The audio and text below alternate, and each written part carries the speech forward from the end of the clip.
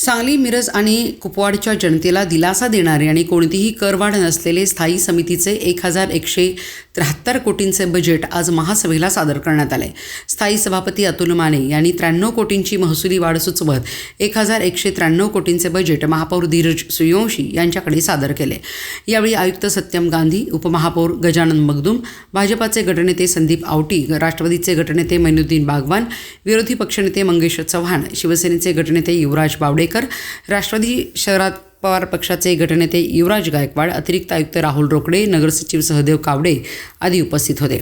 कोणताही गाजावाजा न करता अत्यंत साध्या पद्धतीने सभापती अतुल माने यांनी महापौर धीरज सूर्यवंशी यांच्याकडे स्थायी समितीचा अर्थसंकल्प सुपूर्द केला.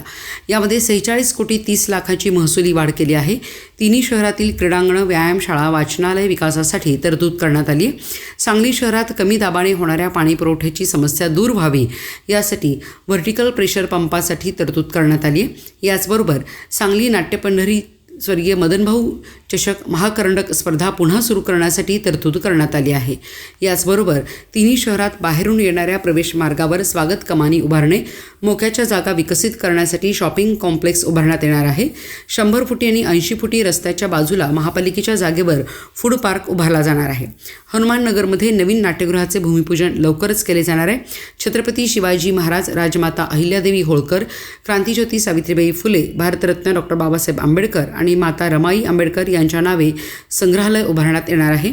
याचबरोबर चाणक्यपुरीमध्ये साई सृष्टी आणि लक्ष्मी देवळाजवळ शिवसृष्टी उभारली जाणार आहे. व्यसनाधीनता कमी करण्यासाठी व्यसनमुक्ती केंद्रे उभारण्यात येणार आहेत. प्रत्येक भागात आठवडा बाजारातील वाहतूक व्यवस्थित सुधारणा करण्यात येणार असून तिन्ही शहरात भाजी मंडई उभारण्यात येणार आहे. सांगलीसाठीची भाजी मंडई प्रभाग 9 मधील मंगळवार बाजारात पेठा शेजारील महापालिकेच्या आरक्षित जागेवर उभारली जाणार आहे. तर कुपवाडसाठी प्रभाग क्रमांक 8 मध्ये आणि मिरज शहरासाठी पंढरपूर रोडवर भाजी मंडई विकसित केली जाणार आहे. असा कोणताही करवाढ नसलेला अर्थसंकल्प स्थायी सभापती अतुल माने यांनी तयार केला. यामध्ये सांगलीच्या वैभवात भर पडावीत अशी कामे सुचवण्यात आली असून सांगलीकर जनतेला आहे आणि लोकांच्या गरजेनुसार ठोस काम आम्हाला दाखवायचे, आम्ही कामे करू अशी ग्वाही सभापती अतुल माने यांनी दिली आहे. आज महासभेमध्ये स्थायी समितीच्या वतीने तयार करण्यात आलेलं बजेट सादर करण्यात आलं. प्रशासनाच्या वतीनं 1065 कोटी रुपयाचं बजेट सादर करण्यात आलं होतं. त्यामध्ये आम्ही वाढ करून 93 कोटीची वाढ करून 1173 कोटीचं बजेट आम्ही आज महासभेला सादर केलं. त्यामध्ये 46 कोटी 30 लाख रुपयाची महसुली वाढ आम्ही आज यामध्ये केलेली आहे. त्यामध्ये सांगली, मिरज आणि कुपवाड शहरातील क्रीडांगणांचा विकास असेल, व्यायामशाळांचा विकास असेल, वाचनालय असतील, याचा विकास करण्यासाठी आम्ही तरतूद केलेली आहे. त्याचप्रमाणे सांगली शहरामध्ये कमी दाबाने पाणी पुरवठा होतो, त्यासाठी व्हर्टिकल प्रेशर पंपाच्या बसवण्याच्या दृष्टिकोनाने आम्ही त्याचीही आर्थिक तरतूद करण्यात आलेली आहे. सांगली ही नाट्यपंढरी आहे.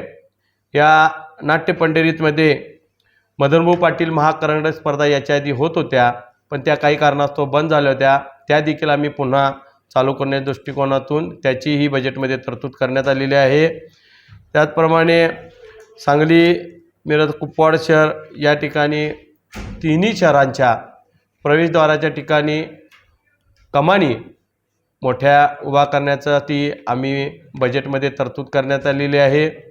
सांगली शहरातील मोक्याच्या जागा विकसित करण्याच्या दृष्टिकोनातून त्या ठिकाणी शॉपिंग कॉम्प्लेक्स उभा करण्याचा आमचा मनोदय आहे. त्यासाठी देखील तरतूद करण्यात आलेली आहे. शहरातील सांगली, मिरज, कुपवाड शहरातील मेन 80 फुटी 100 फुटी रस्त्यांच्या कडेला जे महापालिकेचे ओपन स्पेस असतील त्या ठिकाणी महापालिकेच्या आर्थिक स्तोत्रामध्ये वाढ करण्याच्या दृष्टिकोनातून आम्ही फूड पार्क त्या ठिकाणी उभा करण्यासाठी आमचा मनोदय आहे. त्याचप्रमाणे हनुमाननगर येथे नवीन नाट्यगृह उभारणी करण्यासाठी आमदार सुधीरदादा गाडगे यांच्या माध्यमातून 29 कोटी रुपये मंजूर करण्यात आलेले आहेत. त्याची देखील आम्ही थोड्याच दिवसामध्ये भूमिपूजन करून या ठिकाणी ती देखील काम चालू करणाऱ्या एक सांगली शहराच्या नाट्यपंढरी म्हणून ओळखली जाते. त्या दृष्टीने चांगला उपक्रम आम्ही हाती घेतलेला आहे. आजपर्यंत कोणताही या प्रकारचा निर्णय झालेला नव्हता की छत्रपती शिवाजी महाराज यांचं म्युझियम, राजमाता अहिल्यादेवी होळकर यांचं म्युझियम, त्याचप्रमाणे क्रांतिज्योती सावित्रीबाई फुले यांचं म्युझियम व माता रमाई आंबेडकर व डॉक्टर बाबासाहेब आंबेडकर यांच्या नावाने सुद्धा म्युझियम उभा करण्याचा आमचा मनोदय आहे. त्या दृष्टीने देखील आम्ही बजेटमध्ये तरतूद केलेली आहे. चाणक्यपुरी या ठिकाणी 1 एकरचा ओपन स्पेस आहे, त्या ठिकाणी आपण साई सृष्टी उभा करतो आहे व लक्ष्मी मंदिरजवळ अजिंक्य हाऊसिंग सोसायटीमध्ये एक अर्धा एकरचा ओपन स्पेस आहे, त्या ठिकाणी आम्ही शिवसृष्टी उभा करतो आहे. सांगली शहराच्या मध्ये व्यसनाधीनता वाढलेली आहे. पश्चिम महाराष्ट्रामध्ये आजपर्यंत व्यसनमुक्ती केंद्र हे रत्नागिरी आणि पनवेल या 2च ठिकाणी आहे, पण सांगली, मिरज आणि कुपवाड या शहरामध्ये व्यसनाधीनचं प्रमाण वाढल्यामुळे आम्ही या तिन्ही शहरामध्ये केंद्र शासन असेल, राज्य शासन असेल व महापालिका या तिघांच्या संयुक्त विद्यमाने आम्ही व्यसनमुक्ती केंद्र या ठिकाणी उभा करण्याचा आमचा मनोदय आहे. महापालिका क्षेत्रामध्ये प्रत्येक भागामध्ये आठवडा बाजार या ठिकाणी आयोजित केला जातो. त्या आठवडा बाजारामुळे काही ठिकाणची वाहतूक व्यवस्था व नागरिकांना या ठिकाणी मोठ्या प्रमाणात त्रास होत आहे. त्यामध्ये काही सुधारणा करण्याच्या दृष्टिकोनातून आम्ही तिन्ही शहरामध्ये भाजी मंडई उभारण्याचं आम्ही नियोजित केलेलं आहे. त्यामध्ये सांगली शहरातील भाजी मंडई आम्ही मंगळवार बाजार या ठिकाणी महापालिकेचं आरक्षण असलेलं भाजी मंडई 27 गुंठे जागा आहे, त्या ठिकाणी आम्ही भाजी मंडई उभा करतो आहे. कुपवाड शहरातील भाजी मंडई आम्ही प्रभाग क्रमांक 8 मधील मदनभाऊ पाटील आरोग्य केंद्राच्या पिछाडीस भाजी मंडईचं आरक्षण असलेली ती जागा महापालिकेच्या ताब्यात आहे, त्या ठिकाणी कुपवाड शहरासाठी आम्ही भाजी मंडई विकसित करतो आहे. मिरज शहरासाठी भाजी मंडई आम्ही ज्या भाजी मंडईचं आरक्षण पंढरपूर रस्त्याला भाजी मंडई उभारण्याचं आमचं नियोजन आहे, त्या ठिकाणी भाजी मंडईचं आरक्षण विकसित करून मिरज शहरासाठी एक भाजी मंडई आम्ही विकसित करतो आहे. अशा दृष्टीनं एक प्रॉपर काम आपल्याला करायचं आहे आणि एक कोणतंही करवाढ नसलेलं आम्ही आज बजेट सादर केलेलं आहे आणि सांगलीकर जनतेला नवीन काहीतरी ठोस काम आम्हाला करून दाखवायचं आहे. एखादे गटर, एखादे नाले, एखादं रस्त्याचं काम कमी झालं तर चालेल, पण एक सांगली शहराच्या सौंदर्यात भर पडणारं काम आम्ही इथून पुढे जास्तीत जास्त करून दाखवू आणि लोकांच्या गरजेनुसार आम्ही त्या ठिकाणी ती देखील कामं आम्ही पूर्ण करू एवढी ग्वाही देतो.